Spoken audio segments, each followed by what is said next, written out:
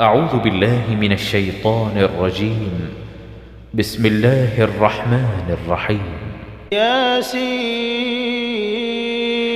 والقرآن الحكيم إنك لمن المرسلين على صراط مستقيم تنزيل العزيز الرحيم لتنذر قوما ما أنذر آباؤهم فهم غافلون لقد حق القول على أكثرهم فهم لا يؤمنون إنا جعلنا في أعناقهم أغلالا فهي إلى الأذقان فهم مقمحون وجعلنا من بين أيديهم سدا ومن خلفهم سدا